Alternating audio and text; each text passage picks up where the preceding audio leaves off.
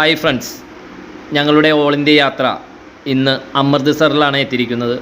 അമൃത്സറിലെ ഈ കാണുന്ന bell Regency എന്ന് പറഞ്ഞ ഹോട്ടലിലാണ് ഇന്നലെ ഞങ്ങൾ റൂം എടുത്തത്.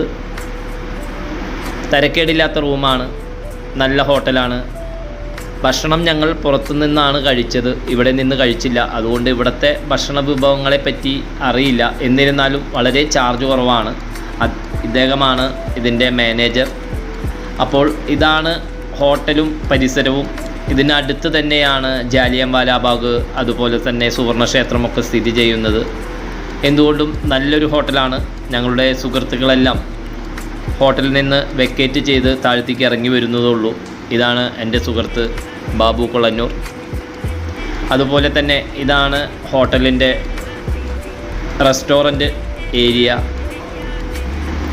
അങ്ങനെ നല്ലൊരു ഹോട്ടലാണ്. അവിടെ നിന്ന് ഞങ്ങൾ ചെക്കൗട്ട് ചെയ്തു. ഇത് സണ്ണിയേട്ടൻ, അതുപോലെ തന്നെ ഞങ്ങളുടെ സുഹൃത്തായ ഏലിയാസ് ചേട്ടൻ അവിടെയുണ്ട്. ഇത് ഞങ്ങളുടെ റൂം ബോയ് ആയിരുന്നു. നല്ല സ്നേഹിതനാണ് അദ്ദേഹം. ഞങ്ങൾക്ക് വേണ്ട എല്ലാ സൗകര്യങ്ങളും ചെയ്തു തന്നു. ഇതാണ് അവിടുത്തെ ഹോട്ടൽ മാനേജർ.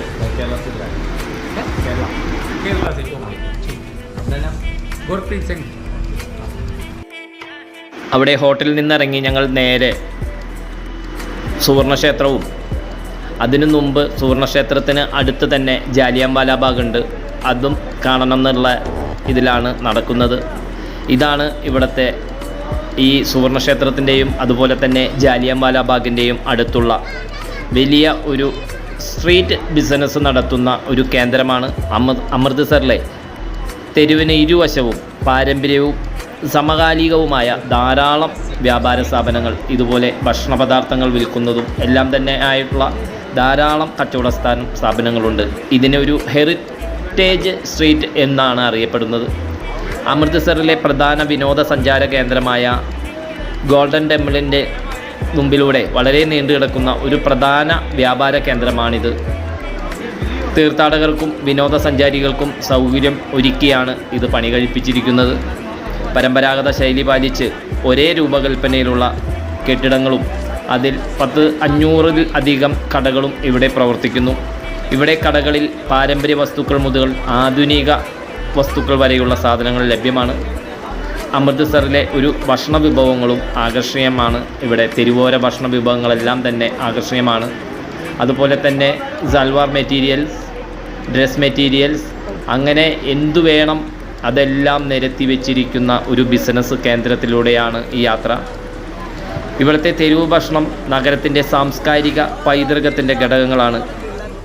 ഞങ്ങൾ ആ സ്ട്രീറ്റിലൂടെ സഞ്ചരിച്ച് ജാലിയൻവാലാ ബാഗിൻ്റെ ഈ എൻട്രൻസിലേക്ക് എത്തിയിരിക്കുകയാണ്.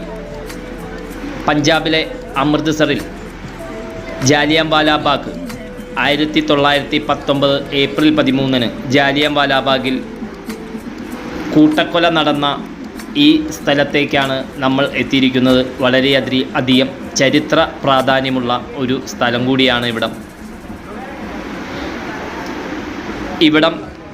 1919 ഏപ്രിൽ 13 പഞ്ചാബി ജനതയുടെ പ്രാദേശിക ഉത്സവമായ വാർഷിക ബൈശാഖി മേളയോടനുബന്ധിച്ച് ബ്രിട്ടീഷുകാരുടെ റൗലറ്റ് ആക്ടിനെതിരെയും അതുപോലെ ഇന്ത്യൻ സ്വാതന്ത്ര്യ സമര പ്രവർത്തകനായ സൈഫുദ്ദീൻ കിച്ലുവിനെയും സത്യപാലിനെയും അറസ്റ്റ് ചെയ്തതിൽ പ്രതിഷേധിച്ച് വൻ ജനാവലി തടിച്ചുകൂടിയ ഒരു പ്രദേശമായിരുന്നു ജാലിയൻവാലാ ബാഗിലെ ഈ പ്രദേശം.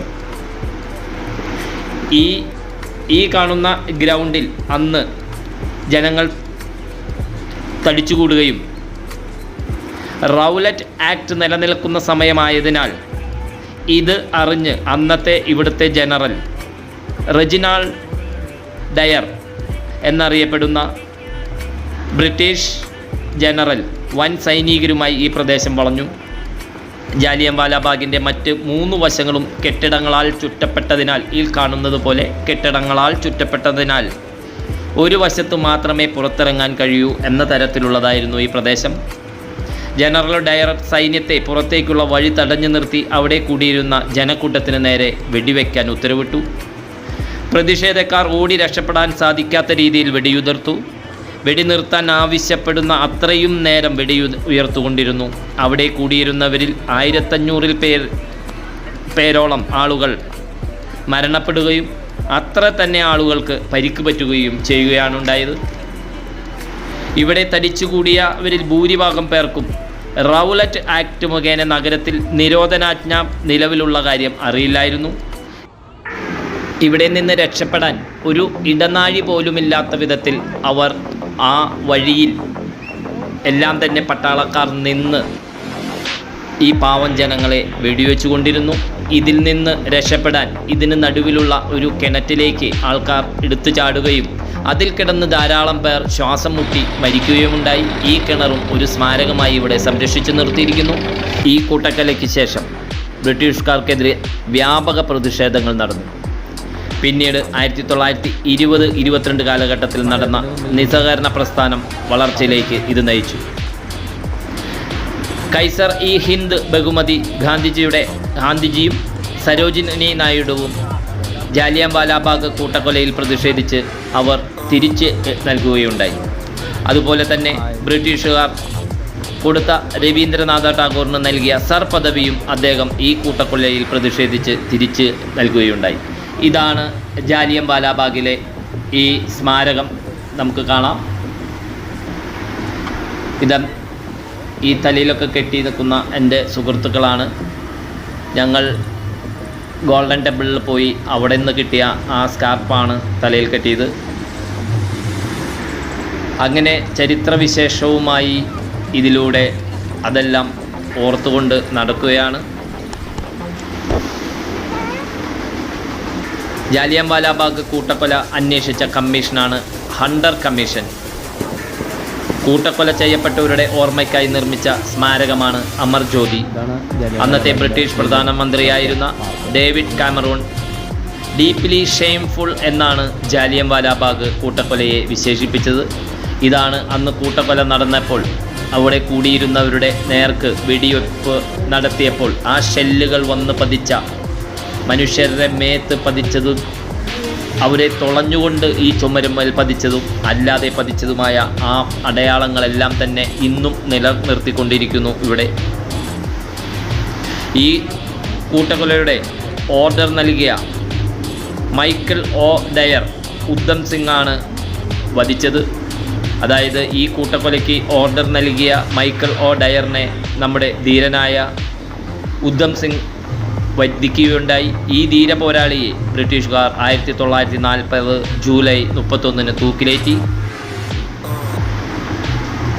ഇതെല്ലാം കൊണ്ട് തന്നെ മഹാത്മാഗാന്ധിജി ഇങ്ങനെ പറഞ്ഞു: പ്ലാസി ബ്രിട്ടീഷ് സാമ്രാജ്യത്തിന് അടിത്തറയിട്ടു, എന്നാൽ അമൃത്സർ അത് ഇളക്കിയിരിക്കുന്നു എന്നാണ് മഹാത്മാഗാന്ധി വിശേഷിപ്പിച്ചത്. ഇന്ന് ജാലിയൻവാലാബാഗ് ഒരു ദേശീയ സ്മാരകമായി പ്രഖ്യാപിച്ചിരിക്കുന്നു. ഇവിടെ കൂട്ടക്കൊല നടന്നത് ഓർമ്മിപ്പിക്കുന്ന ചുവരുകൾ ഇന്നും വെടിയുണ്ടകളുടെ അടയാളങ്ങൾ കാണാം. കൂട്ടക്കൊലയെക്കുറിച്ച് വിവരിക്കുന്ന ഒരു മ്യൂസിയവും സ്മാരകവും ഇവിടെ നിലനിൽക്കുന്നു. ജാലിയൻവാലാബാഗ് കൂട്ടക്കൊല ഇന്ത്യയുടെ സ്വാതന്ത്ര്യ സമര ചരിത്രത്തിൽ ഒരിക്കലും മറക്കാനാവാത്ത ഒരു കറുത്ത അധ്യായമാണ്.